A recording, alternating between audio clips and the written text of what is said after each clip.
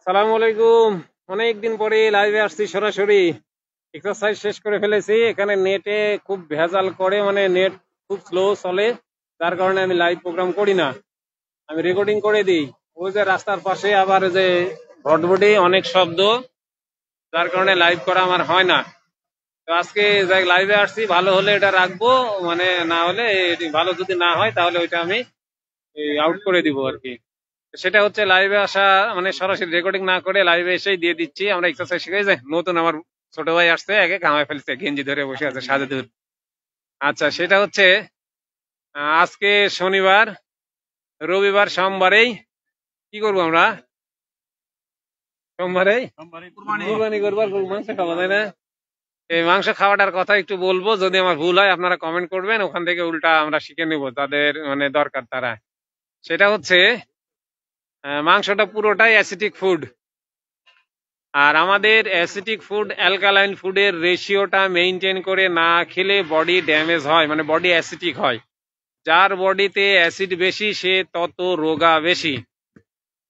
এক ভাই যোগদান করছেন, আপনি শেয়ার দিয়ে দেন তো, আপনার টাইম লাইনে যতজন আছে তাদের কোনো না কোনো উপকার হবে ইনশাল্লাহ। আর আপনি কমেন্ট করে দেন কোত্থেকে, আরো একজন চলে আসছে। আচ্ছা, আপনারা কমেন্ট করে দেবেন কোত্থেকে, আর আপনারা অবশ্যই শেয়ার দিয়ে দিবেন। সেটা হচ্ছে বডিতে অ্যাসিটিক ফুড বেশি যখন ঢুকাবো বডি অস্থির হয়ে যায়, মানে অস্থির হয়ে যায় অ্যাসিটিক ফুডটাকে সামলানোর জন্যে। আর যে কোনো অ্যাসিটিক ফুড ইনটেক করার আগে আমরা অ্যালকালাইন ফুড ইনটেক করব। অ্যাসিটিক ফুড, অ্যালকালাইন ফুডটা বলে নি, শাকসবজি এবং যত ফলমূল আছে সবগুলো হচ্ছে অ্যালকালাইন ফুড। তবে আমরা যে মাংসটা খাবো সেইটা আমরা খাওয়ার আগে অবশ্যই অ্যালকালাইন ফুডটা বডিতে ঢুকাবো, মানে শাক সবজি বডিতে ঢুকাবো। খাওয়ার পরে তারপরে আমরা মাংস খাবো। এখন মাংসটা রান্না করব কিভাবে, আমি যেভাবে রান্না করি এবং আমাদের এখানে যারা আছেন তারা যেভাবে রান্না করেন সেইভাবে আমি বলার চেষ্টা করব। আপনার যদি সবজি দিয়ে বা অন্য কিছু দিয়ে রান্না করে খেতে ভালো না লাগে, তাহলে সরাসরি আপনি মাংস রান্না করবেন কিভাবে। আপনি মাংস ধুয়ে নেওয়ার পরে, এই তোমরা একটু চিল্লাবে না, মাংস ধুয়ে নেওয়ার পরে আপনার যত মশলার প্রয়োজন, মশলা বলতে আমি বুঝাচ্ছি একদম গুঁড়া মশলা না, সবগুলো ন্যাচারাল, কাঁচা মরিচ, কাঁচা সবকিছু কাঁচা কাঁচা, মানে রসুন, পেঁয়াজ, কাঁচা মরিচ, হলুদ, আর আপনার ওই যে মাংস রান্না করতে যে মশলাগুলো লাগে গোটা নিয়ে আসবেন, গোটা মানে এই আমি বলছি গুঁড়া প্যাকেটজাত যেগুলা, নাম নিব না কোনো কোম্পানির। আপনারা মাংস রান্না করার যে মশলাগুলা বাজারে কিনতে পান, এই এই রাখো তো মাহফুজ, রাখো তো এটা। মাংস রান্না করার যে মশলাগুলা বাজারে কিনতে পান আপনারা, এটা কি রেডিমিক্স বহু নামে আসে, কিন্তু ওগুলাতে কেমিক্যাল দিয়ে আপনার স্বাদ বাড়ানোর কারণেই ওগুলা আপনার স্বাদ লাগে। তাহলে এই প্যাকেটজাত কোনো গুঁড়া মশলা আপনারা বাজার থেকে কিনে ওখানে ব্যবহার করবেন না। গোটা গোটা যে ছোট দানা, বড় দানা আমরা বলি দারুচিনি, যে তারপরে লং বলি, তাই না, লং, তারপরে কালো জিরা, এই মশলাগুলো আপনারা গোটা গোটা কিনে নিয়ে এসে বাড়িতে ওই যে পাটায় বেটে, আগে দেখতাম আমারা দিত, মায়েরা এইভাবে রান্না করতো, জাস্ট মশলা যা বললাম তাই। আর রসুন পেঁয়াজ আপনার স্বাদ মতো ইচ্ছা মতো যত খুশি তত দিতে পারবেন, রসুন আর পেঁয়াজ মানে কাঁচা দিয়ে আপনার আরো যা দেওয়া লাগে আর কি মশলার, এখন তো এই মুহূর্তে মনে হবে না, সবগুলো একসঙ্গে দিবেন। তেল দেওয়ার দরকার আছে? এই আজিজুল, কত ওই মাংসের তেল দেওয়ার দরকার আছে? কোনো দরকার নাই। তারপরে যদি মনে করেন দিব, তাহলে ঘানি ভাঙানো সরিষার তেল আগে দিবেন, মানে এখনো কিন্তু ওই কড়াইটা চুলার উপরে উঠে নাই। দিয়ে সবগুলা মানে মাখাই দিয়ে এখন একটা ঢাকনা দিয়ে ঢেকে দিয়ে, অবশ্যই স্টিলের কড়াই, সিলভার না, ভুল করবেন না। প্রেসার কুকারে দিবেন না রে ভাই, মাংসের যত পুষ্টি উপাদান আছে সব শেষ। কখনোই প্রেসার কুকারে দিবেন না মাংস। একটা এই হাঁড়িতে, স্টিলের হাঁড়িতে অথবা মাটির হাঁড়িতে, মাটিটা সাবধান দেবেন, ভেঙে গেলে চলে যাবে নিচে, শেষ।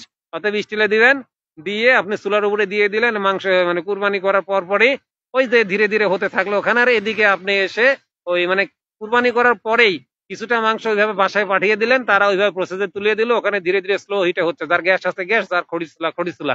আর এদিকে আপনি কুরবানির অন্য যে কাজগুলো আছে মাংস সামলানোর, এগুলো কাজ করতেছেন, কোনো সমস্যা নাই। তারপর 1.5-2-3 ঘন্টা পরে যায় দেখবেন যে ওই মাংসটা কি হয়েছে, মাঝে মধ্যে অবশ্যই একটু করে নেড়ে দিবেন, শেষ মাংস রান্না।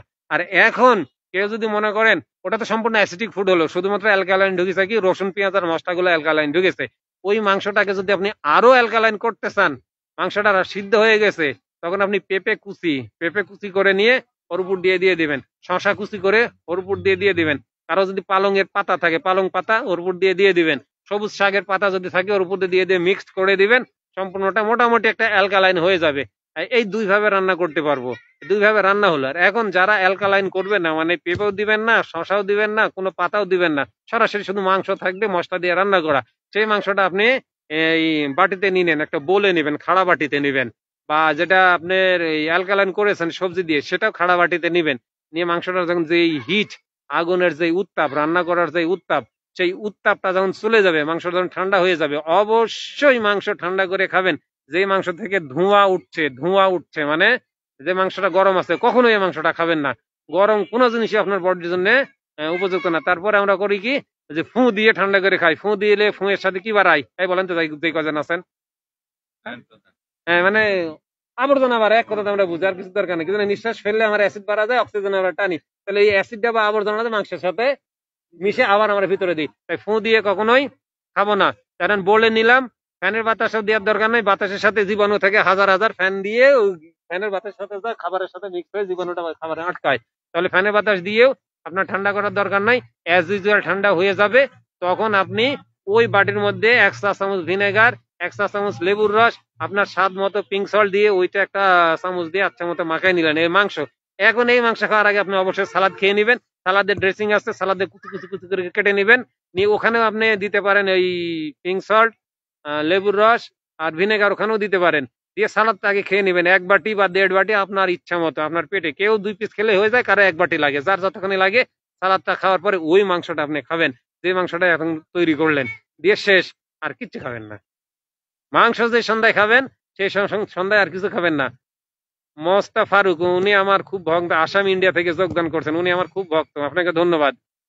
তো আপনি এই মাংস যে সময় খাবেন, ওই আর অন্য কিছু খাবেন না, শেষ। আরেকটা কথা আমি বলতে ভুলে গেছিলাম, আবার মনে হলো, এই বিকালে 4টার পরে মানে বা 5টার পরে আর মাংস খাবেন না, শেষ। 4টা বা 5টার পরে আর মাংস খাবেন না।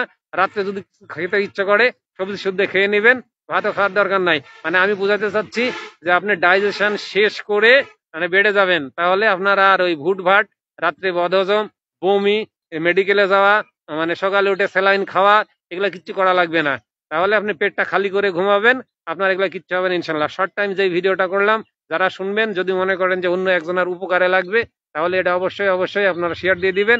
আপনার টাইম লাইনে যারা আছে তাদের উপকারে হলেই হলেই আমি যে ভ্যার ভ্যার করে প্রচার করলাম, আমারও স্বভাব হবে, আপনি শেয়ার দিচ্ছেন, আপনারও স্বভাব হবে। দিন শেষে একটা কথাই, যদি জান্নাত না পাই, জীবনের কোনো লাভ নাই।